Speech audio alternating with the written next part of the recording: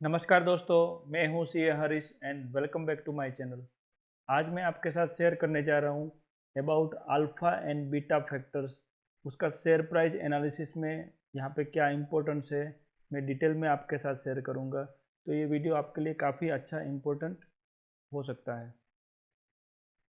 First मैं alpha factors के बारे में बता देता हूँ। तो अल्फ़ा फैक्टर्स क्या होता है? अल्फ़ा फैक्टर्स ये होता है कि अगर आप बेंचमार्क इंडेक्स के साथ कंपेयर करो, अगर फॉर एग्जांपल निफ्टी 50 को हम बेंचमार्क इंडेक्स अगर कंसिडर कर ले, तो निफ्टी 50 ने एक साल में अगर 12% का रिटर्न दिया हुआ है और आपका जो पर्टिकुलर शेयर है उन्होंने उनका जो रिटर्न है वो 15% है। तो यहाँ पे अल्फ़ा 15 जो है वो आपके शेयर का रिटर्न है, तो 15 माइनस 12 करेंगे तो 3 होता है। तो alpha is nothing but the stock का जो पर्टिकुलर जो आप एनालिसिस कर रहे हैं उसका return as compare to benchmark return कितना ज़्यादा है, वो ज़्यादा जो है उसको हम अल्फ़ा बोलते हैं। और पॉजिटिव अल्फ़ा है, it is a good for any stock और पोर्टफोलियो। अगर आप कोई भी स्टॉक इवेल्यूएट कर रहे हो जिसका अल्फ़ा पॉजिटिव है, तो देट मीन्स कि जो बेंचमार्क इंडेक्स है उससे वो अच्छा परफॉर्मेंस दे रहा है और अच्छा रिटर्न दे रहा है। तो वैसे टाइप का शेयर्स अगर आप परचेस करने के लिए कंसिडर कर सकते हो तो आप कर सकते हैं। और अगर अल्फा नेगेटिव है, दैट मीन्स कि बेंचमार्क जो इंडेक्स है, निफ्टी 50 बोलो या सेंसेक्स बोलो, जो भी है वो उसका अगर अल्फा नेगेटिव होता है कोई पर्टिकुलर पोर्टफोलियो या शेयर का, तो दैट मीन्स हम बोलेंगे कि वो जो रिटर्न परसेंटेज ऑफ रिटर्न है वो लोअर है कंपेयर टू निफ्टी 50 और अदर बेंचमार्क इंडेक्स। तो ये अल्फा फैक्टर जो है उसको मेजर किया जाता है पॉजिटिव और नेगेटिव में, और अगर अल्फा अगर पॉजिटिव है तो फिर वो स्टॉक अच्छा बोलते हैं। देन सेकेंड जो फैक्टर होता है वो होता है बीटा।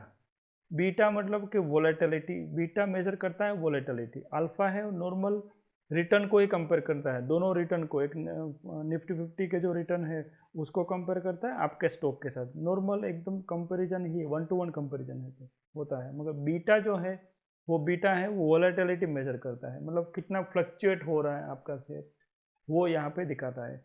और अगर आपके पर्टिकुलर स्टॉक या पोर्टफोलियो का बीटा हाई है, दैट मीन्स कि आपका जो स्टॉक है वो पर्टिकुलर रिस्की है। और हाई बीटा आपको ज़्यादा रिटर्न भी दे सकता है और ज़्यादा लॉस भी यहाँ पे दे सकता है। फॉर एग्जांपल अगर आपका जो स्टॉक है उसका बीटा 0.5 है और आपके जो बेंचमार्क है, बेंचमार्क का बीटा ऑलवेज 1 कंसिडर किया जाता है, 1 के साथ ही कंपेयर करता है, तो 1 कांस्टेंट रहता है। जो बेंचमार्क, जो भी बेंचमार्क आप ले रहे हैं उसको, उसके बीटा को 1 कर दिया जाता है और उसके कंपैरिजन में यहाँ पे 0.5 कंपेयर, अगर 0.5 को अगर कंपेयर करो आपका स्टॉक का, तो दैट मीन्स कि अगर आपके जो इंडेक्स का जो बेंचमार्क जो इंडेक्स है उसमें 1% फ्लक्चुएट होगा अप या डाउन, जो भी 1% फ्लक्चुएट होगा, तो आपके स्टॉक में प्लस और माइनस 1.5% ही फ्लक्चुएशन होगा। दैट मीन्स कि अगर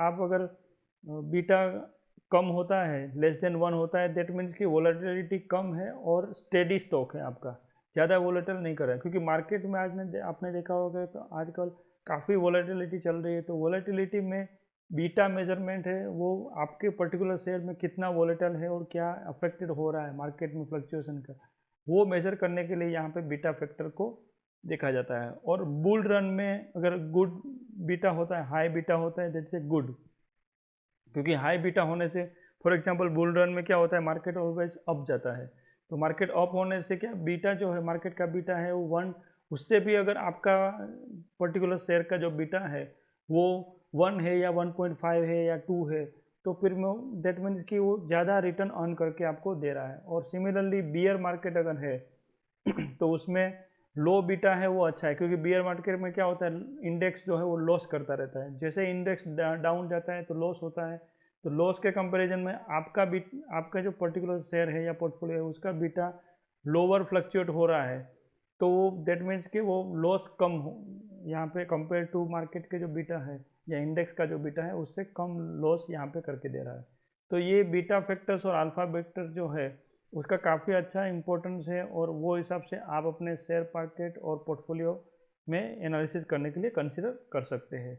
और यहाँ पे 4 टाइप के बीटा मैं आपके साथ शेयर कर रहा हूँ। अगर हम लोग बीटा मोर देन 1 बोले तो उसको बोलेंगे high volatility and high risky stock, क्योंकि वो 1 से, क्योंकि आपका जो बेंचमार्क है उसको 1 कर दिया जाएगा, और 1 से अगर फ्लक्चुएट हो रहा है, आपका बेंचमार्क से ज़्यादा ही फ्लक्चुएट 1.5 टाइम्स या 2 टाइम्स या 3 टाइम्स फ्लक्चुएट हो रहा है आपका पर्टिकुलर शेयर का बीटा, दैट मीन्स कि वो ज़्यादा ही वोलेटाइल है और ज़्यादा फ्लक्चुएटिंग है और ज़्यादा रिस्की स्टॉक है।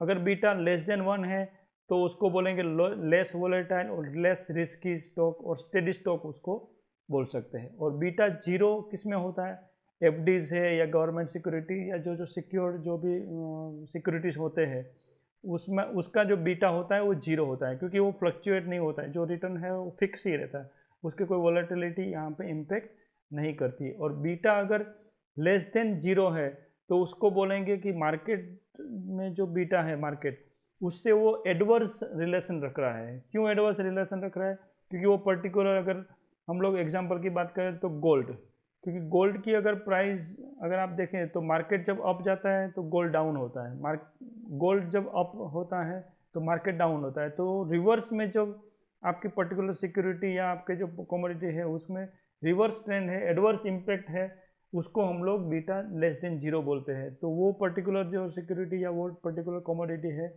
वो एडवर्स कंपेयर टू इंडेक्स जो है उसके कंपैरिजन में वो रिवर्स में अगर फ्लक्चुएट करते हैं तो उसको बीटा लेस देन 0 बोलते हैं।